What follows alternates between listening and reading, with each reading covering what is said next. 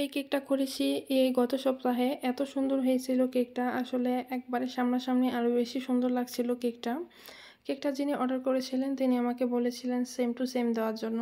হাতের কাজ দেখা যায় একটু এদিক সেদিক হতেই পারে, এটা আমরা তখন বলেই নিই যে সেম টু সেম হবে, অবশ্যই করে দেব, কিন্তু একটু এদিক সেদিক হতেই পারে। এটা যারা বোঝেন না আসলে তাদের জন্য কিছুই করার নেই। নিজেই যখন কোনো কেক রিক্রিয়েট করি, এর আগে নিজেও একবার করেছি, সেই কেকটা দ্বিতীয়বার বানাতে গেলে দেখা যায় একটু এদিক সেদিক হয়ে যায়। কেকটা ছিল 1.5 পাউন্ডের, একটু হাইটের মধ্যে। আর কেকটা আমি প্রথমে একদম বাটার কালারের মধ্যে ক্রিম নিয়ে পুরোটা কাভার করে নিয়েছি। এরপর আমি ভালোভাবে ফিনিশিং দিয়ে নিব। আর এখানে যে ছোট ছোট লাভগুলো ছিল সেগুলো কিন্তু ফন্ডেন্ট দিয়ে করা। আর এটার মধ্যে লাল কালারটা আনতে এত বেশি রেড কালারটা আমার ইউজ করতে হয়েছে। এই জন্য আমি যিনি কাস্টমার ছিলেন তার সাথে কথা বলে নিয়েছিলাম যে কেকটা খেলে কিন্তু হাতে মুখে লেগে থাকবে। তো উনি অবশ্য জিজ্ঞাসা করছিলেন যে বাচ্চারা খেলে কোনো ক্ষতি হবে কি না। তো আমি বললাম যখন কেকটা কাটা শেষ হবে তখন যে রেড কালার ক্রিমগুলো থাকবে সেগুলো সরিয়ে নেবেন। যতই ফুড কালার হোক, এগুলো তো আমাদের স্বাস্থ্যের জন্য অত ভালো, অতিরিক্ত মাত্রার কোনো কিছুই ভালো না, যেহেতু এটার মধ্যে অতিরিক্ত কালার ইউজ করা হয়েছে। এরপর আমি হোয়াইট চকলেটের সাথে রেড কালার মিক্স করে নিয়েছি। এটা যে সাইড আছে, সাইডের এক পাশে একটু করে যে বর্ডারটা হবে ড্রিপিং, সেই ড্রিপিংটা দিয়ে নিচ্ছি। আর আপনারা যারা যারা রাঙামাটি সদরের মধ্যে অর্ডার করতে চান, আপনারা রাঙামাটি সদরের যে কোনো জায়গা থেকে কিন্তু হোম ডেলিভারি পাবেন। আর 31st নাইট উপলক্ষে কিন্তু যারা যারা কেক অর্ডার করবেন তাদের ডেলিভারি চার্জ একদম ফ্রি থাকবে। রাঙামাটি সদর ছাড়াও আপনার লংগদু উপজেলা থেকে যারা যারা কেক অর্ডার করতে চান তারা অর্ডার করতে পারবে। সেক্ষেত্রে আপনাদেরকে মাইনিমুখ বাজার থেকে কেকটা রিসিভ করে নিয়ে যেতে হবে। এই কেকটার রিভিউ কিন্তু অনেক ভালো ছিল। আমি আসলে বলিও নাই যে কেকটা খাওয়ার পর কেমন লাগে জানাবেন, এটা আসলে আমি বলতে ভুলে গিয়েছিলাম, যেহেতু অর্ডার বেশি ছিল সেগুলোর কাজ করতে হয়েছিল। তো আমাদের রাঙামাটির যে ফুডিস রাঙামাটি একটা পেজ আছে, সেই পেজটাতে কিন্তু আমার কাস্টমার গিয়ে রিভিউটা দিয়ে দিয়েছিল।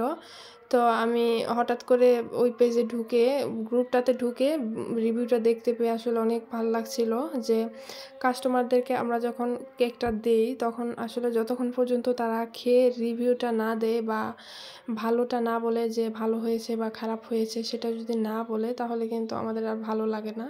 তো এই কেকটা ছিল পুরোপুরি কাস্টমাইজ। ভিতরে চকলেট কেক ছিল, চকলেট ওভারলোড বলা যায়। ভিতরে বেশি পরিমাণে চকলেট গানাশ আর চকলেট চিপস ছিল। যেহেতু কেক বানানোর পুরো প্রসেসিংটা দেখালে ভিডিওটা অনেক বেশি লেন্দি হয়ে যাবে, এমনিতেও যেহেতু ভিডিওটা অনেক বড় হয়ে যায়, সে কারণে কিন্তু পুরো ভিডিওটা দেখানো হয় না। আর এখন এই ড্রিপিংগুলো দেওয়া শেষ হয়ে গেলে আমি রেড কালার, আর এটা আসলে রেড কালার না, এটা ছিল মেরুন কালার। তো এই মেরুন কালার ক্রিম আর এই বাটার কালার দুইটা ক্রিম দিয়ে আমি 1M নজল দিয়ে স্টারের মতো করে একটু উঁচু উঁচু করে ডিজাইনটা করে নিব। এটা ছবিতে এরকমই দেওয়া ছিল। এরপর রেড কালার ক্রিমটা দিয়ে দিব।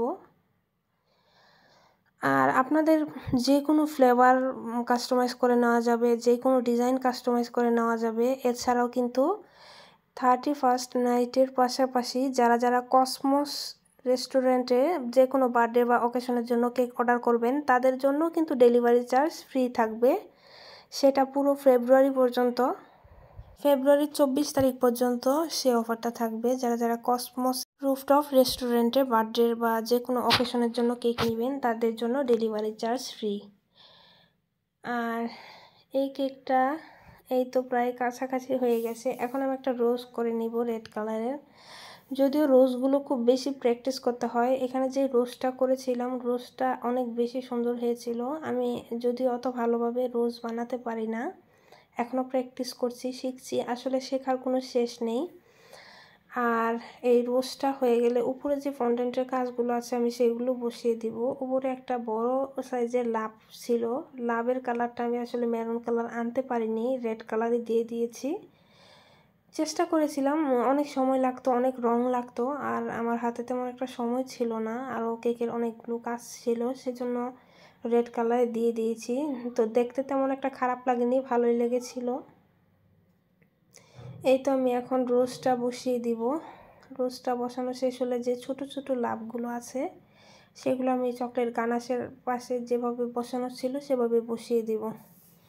আর এই রোস্টটা বানানো আসলে অনেক কষ্টদায়ক। যারা পারে তাদের কাছে অনেক সহজ মনে হয়, যারা পারে না তাদের কাছে অনেক কঠিন মনে হয়। যেহেতু এখনও প্র্যাকটিস করছি, শিখছি, তো আমার কাছে একটু কঠিনই মনে হয়। তো কঠিন না, আসলে মাঝে মাঝে ভালোভাবে খুব সুন্দরভাবে হয়, আর মাঝে মাঝে একটু এলোমেলো হয়। আর আপনাদের পেজের বা আইডির রিচ এঙ্গেজমেন্ট বাড়াতে কিন্তু আমাদের একে অপরের ভিডিও দেখতে হবে, লাইক কমেন্ট শেয়ার করতে হবে। আমি নিজেও অনেক পেজে বা অনেক ভিডিও লাইক কমেন্ট শেয়ার করি, কারণ আমাদের পেজের এঙ্গেজমেন্ট বাড়াতে হলে কিন্তু আমাদেরও এই কাজটা বেশি বেশি করে করতে হবে। আর পেজের ফলোয়ার যেহেতু 1K কাছাকাছি হয়ে গেছে, 1K অলমোস্ট, তো এই উপলক্ষে ডাব কেকের উপর চাচ্ছি ভালোভাবে একটা অফার দিব, যেন সবাই অর্ডার করে কেক নিতে পারেন। 1K ফলোয়ার হয়ে গেলে আপনারা কীরকম কেক চান, মানে কীরকম অফার চান কেকের উপরে, আপনারা কিন্তু আমাকে জানাতে পারেন। চেষ্টা করব আপনাদের কথাগুলো রাখার জন্য। আর আপনারা যারা আমার পেজের সাথে অ্যাড আছেন, যারা আমার ভিডিওগুলো দেখেন, তারা কিন্তু আপনাদের পেজ থেকে, আইডি থেকে আমার পেজে ইনভাইট করে দিতে পারেন। ফন্টেন্টে কিছু লেখা ছিল, লেখাগুলো শেষ করে ফেলেছি। আর এখন এই যে লাভ ছিল, লাভটা বসিয়ে দিব। আর ছোট লাভের কাজগুলো প্রায় শেষ করে ফেলবো। আর ফন্টেন্টের লেখাটা আমি আগেই কমপ্লিট করে রেখেছি, এখন এই তো লাভটা বসিয়ে দিয়েছি। আর এই লাভটা কিন্তু ফন্ডেন্টে করা, এটাও খাওয়া যাবে।